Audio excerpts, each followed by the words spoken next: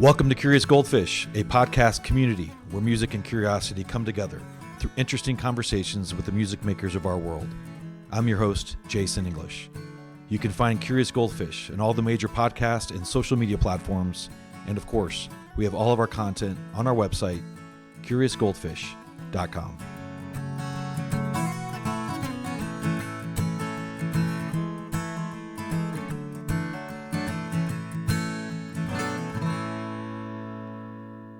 Eliot Bronson, welcome back to the podcast. Thanks for having me, Jason. I think you might be the first return guest. I'm not sure. Oh, well, I'm honored then. I'm maybe honored. Yeah. I'll find out later. Yeah, I'm not sure. But no, thanks for doing this. We're in Nashville. Last time we met, it was before I was doing the video stuff. Yeah. You were nice enough to host me at your house in Atlanta. Yeah. Mm-hmm. Right after the album came out, talking to myself. Yeah. But here it's late September-ish. We're in Nashville for Americana Fest. How many of these have you attended?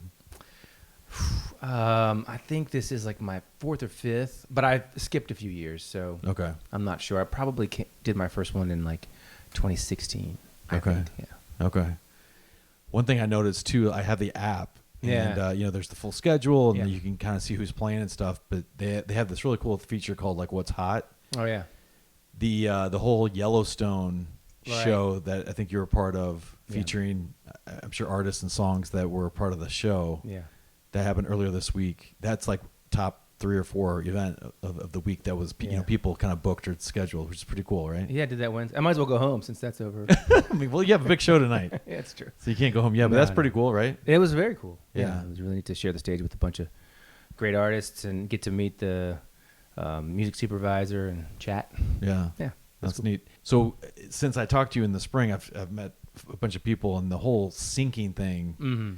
it's a real opportunity, but it's kind of wild how people look at that. Has that Yellowstone experience changed your mindset or approach to trying to do that more? Or is it, I think when we talked, it was like, not sure how it happened, but it happened, right? That placement happened in like 2017. Yeah. So I've been syncing ever since. Syncing, right. I haven't. I have a guy who works that kind of corner of the world, and you just never know when that's going to happen. Yeah. And you really, like, for me, I just kind of have to keep making my art and going, and then not. I mean, I think there are people who chase that down. Yeah, I think so. I don't know what they're doing. Yeah. I don't know if I want to be doing it. Maybe I should be doing it. I'm just trying to make songs up. Yeah. Yeah. I don't see you as the guy that's like chasing that stuff. My stuff's too sad. Well, it's too thoughtful, I think. Well, because for a 30-second commercial, right, or whatever. So we don't want to give you too many emotions at one time. Yeah. That's not going to sell cars. Yeah. No, it's not. Actually, it's funny. I interviewed somebody for a different event here in Nashville a few weeks ago, and the purpose of the event was really cool. It's getting like artists, producers, collaborators together. Mm-hmm. And but that was the theme, was like, okay, we're gonna do the syncing thing. And one of the people I talked to, I was like, so what are you hoping to get out of this? And she's like, I want a car commercial. I was an artist. Yeah, and I was like, wow, that's very specific. Yeah. But I'm sure it pays really well. And that'd be great. Maybe she has it on her manifestation board or something. Yeah, I don't know. Sure. Yeah, that would make sense. That's not what they call that, but.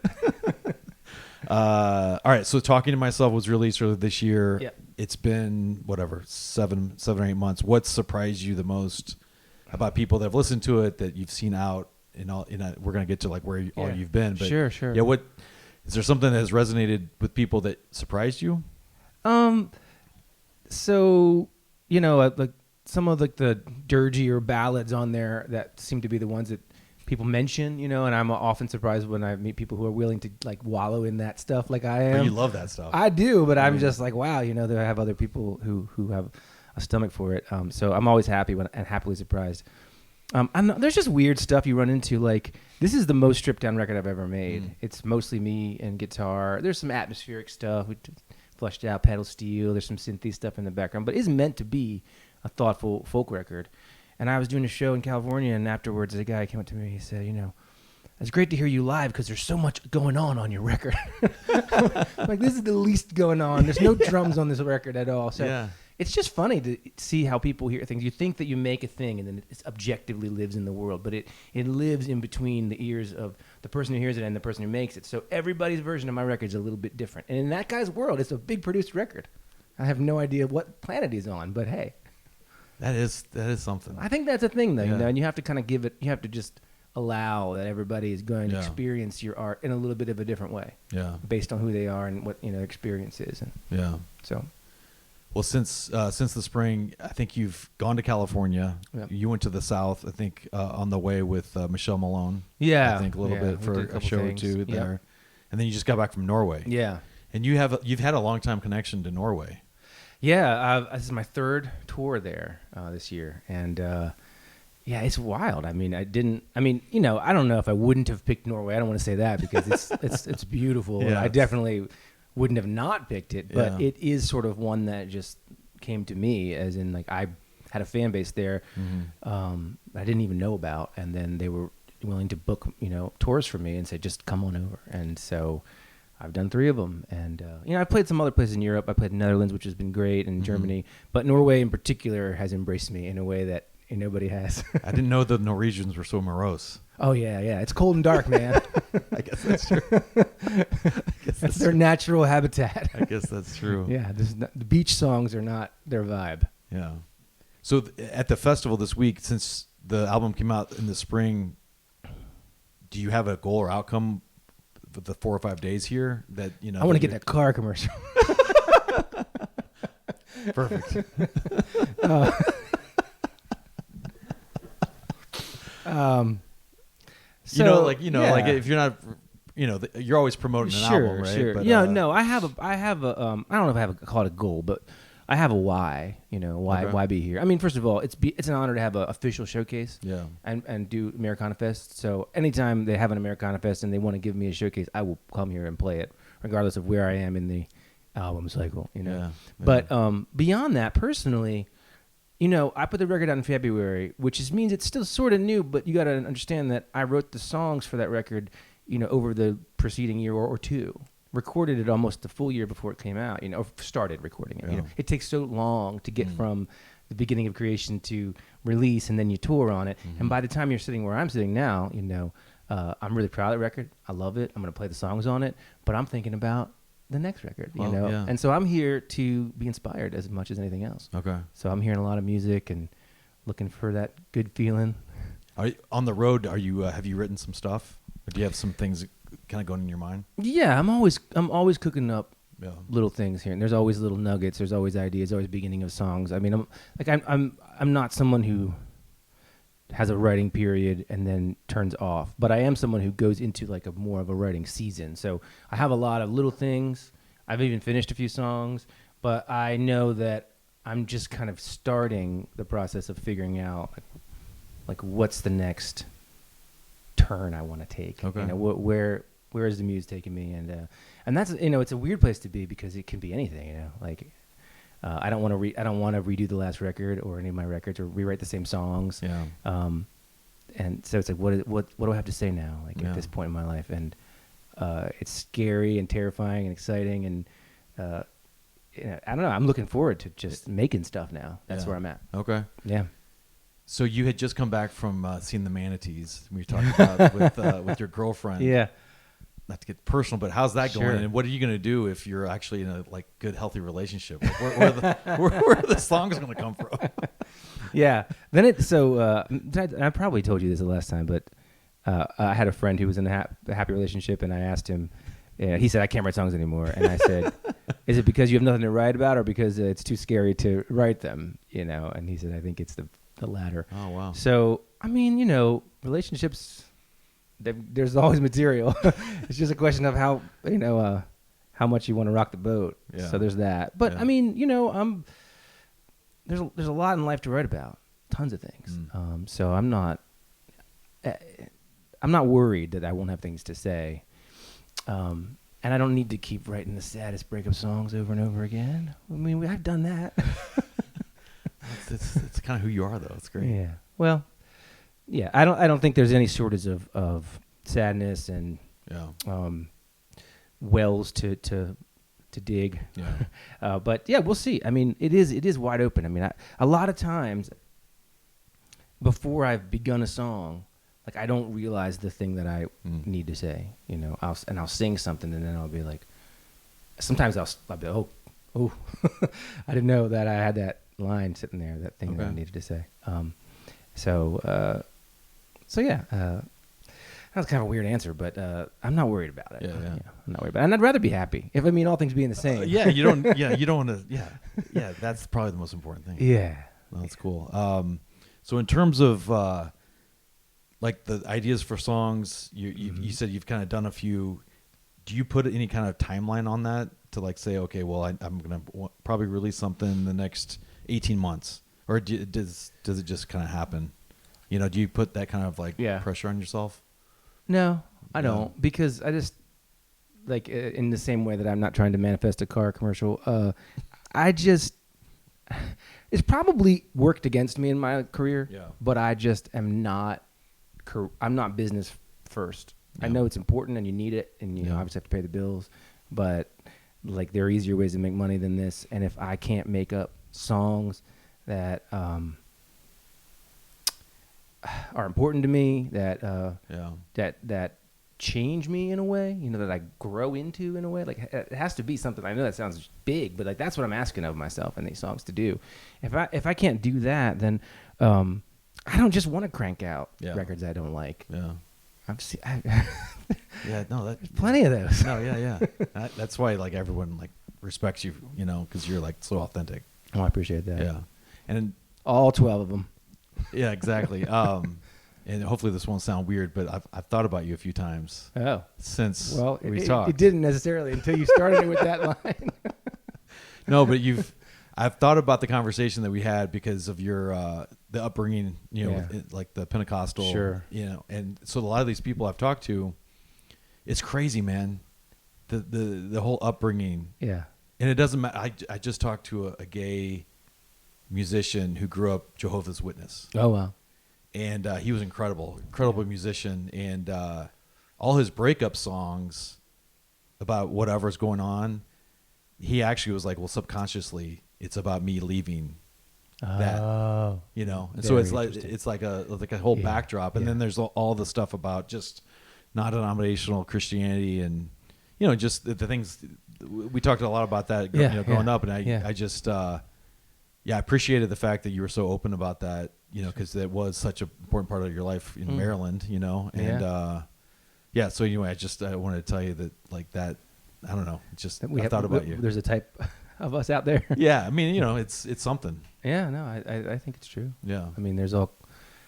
I don't know. I mean, that's. I may have said this again, but it's when you at a young age are thinking about the big questions, you know, and that sort of primes you for this path, particularly. Maybe you know, like, I mean, in songwriting, I'm asking a lot more questions than I'm answering, and that's sort of where spirituality put me as a kid, you know, because you're given all these answers, and there are the type that are just cool with that, but in another type of person, they get all the answers and then they just have more questions, and that can be your whole life. Yeah, that's awesome. That's a good answer. Thanks. All right, just a couple more. So in terms of the albums, you know, we talked to somebody yesterday, and you know, he was pretty adamant that a record is a record for a reason. It's a snapshot in that moment. And so I asked him, like, what's the best representation of, like, you know, who you are as an artist? And he's like, well, it just depends because it's different. So like you've got a lot of stuff under your belt now. You know, now the Talking to Myself, it's sort of like simmered and it's out there. Can I ask you the same question? Like, what's the question? Well, the question is, which release have you done? The record is probably the best representation of who you are. You know, I think I don't know if what you're saying is what your other guest said, but they are all snapshots of a time, you know? And so, none of them is the definitive me. And so, I mean, they're like the self-titled record has probably more songs on it that I still play every night from all of the records I've made. But like, I feel like I sound so different now than that record. So it's because it's been 10 years, you know, so like I'm like I'm physically a different being, you know. And then like I'm all like I was kind of hinting at before, is like I'm always ahead of my records because by the time the record comes out, the record's already old, and Right. that's a terrible thing to say. This is why the business is bad for me, but but I've already grown a little bit beyond it, hopefully, you know. And so I don't know. I don't know how to answer directly. I know that when I made the last record, I felt like, and I got this feedback from people that it sounded the most like me live. I agree with that. So I'll say that for sure. Okay. But I guess I don't want to be pinned down too much. Yeah. And you still have the Wednesday night thing going. What number is it on? Well, you know, the Wednesday night thing was my live stream we're talking about. That's something I started in COVID, and I did 165 weeks straight. And I ended it because I was trying to do it and tour. And that worked for a while, but then when I went to Norway last year, I was like, I'm not taking all my live stream gear over to Europe and streaming in the middle of the night so I can do an 8:00 show in the U.S. So I ended the streak, and then after like 6 months of not doing it, a lot of people really wanted me to do it. So I started doing it again at the end of last year, and I probably did a few consecutive months, and then it didn't. It's never been a streak again. So I didn't do one this week. I'm not doing one next week probably. So it's when I can. It's when I can. You got to be relieved that it's not a streak. You know? Yeah, it was getting to, because in the beginning it was COVID, right? So I couldn't tour, and it was great because it was like this was my touring from the living room. Yeah. And then after 100 shows, every week, things started to open up more and more to the point where I was touring, and I was on the West Coast. And making sure I wasn't booking Wednesday night shows so I could do a Wednesday night live stream, which is bizarre. Yeah. But I didn't want to end it. Like, how far can I get this thing to go? Yeah. So it was a good natural way to end, to go over to Europe and say, this feels like a good reason to end and a good time to end. It was over 3 years of it. So that's awesome. I guess it's crazy. No, it's awesome. It's a commitment, man. Yeah, it's really good. It really helped me like connect with my fan base and grow my fan base and get this core group of people who are willing to tune in once a week and watch me and listen to me rant. So I feel really lucky that I stumbled into that sort of thing. But love your Gutslandia. I love your Gutslandia. Yeah, perfect. It's a bizarre name that I don't know, probably didn't sleep one night, came up with. But I'll still do it, and I'll do it when it makes sense. Yeah. Okay. All right. Last question. So what I asked you in February, what are you most curious about? You probably don't remember what you said, but you said something about, I'm curious about art and specifically music, and the fact that like there's a spectrum of sound that, that's just there to sort of like, tap into in so many ways. Just very profound. I guess. Good for me. Today, 6 months, 7 months later, what are you curious about? Anything else right now? Well, I'm really curious about where my creativity is taking me next. Okay. Because having made this really stripped down, personal, vulnerable, introspective album, I feel pulled to move the opposite direction. And not that it won't be thoughtful. I mean, I'm not. It's not going to be beach and beer. Yeah. It's just not going to be that. Yeah. But I do feel, I feel called to like turn the energy up a bit. Okay. And get a little louder. It's not going to be punk rock or anything. Yeah. But I'm curious about like what the current version of me, adult me, has to offer in that department. You know, and so. I'm also excited about it because I think it's a cool challenge. Yeah.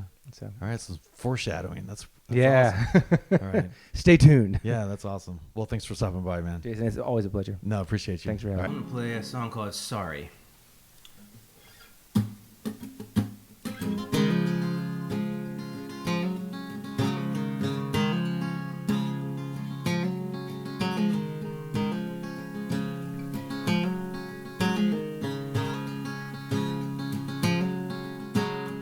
Raindrops hang off a telephone line, slowly letting go, one at a time, like you gotta do when there's no use in trying. Nothing comes easy, all things will pass, the arc of an argument kiss on the dash. When you get what you want, do you want what you have? I feel sorry for you. You don't know how. You don't know how to feel sorry for you. You don't know how. You don't know how to be true.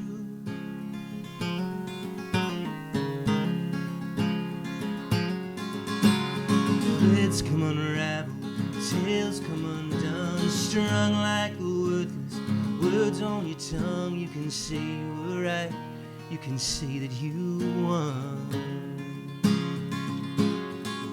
Oh, go on, tell your story. I'll take the fall, the rain on the window pane, these empty walls. At least I know how to feel something at all. I feel sorry for you. You don't know how. You don't know how to feel sorry for you. You don't know how. You don't know how to be true. I wouldn't want to be you. I wouldn't want to be you.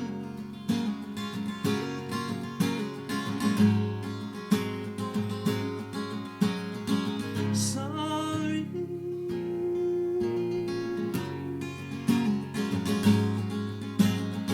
Sorry.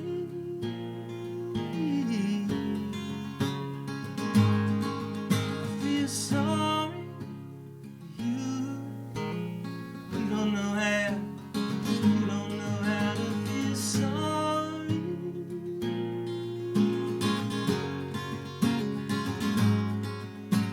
Raindrops hang off of the telephone line.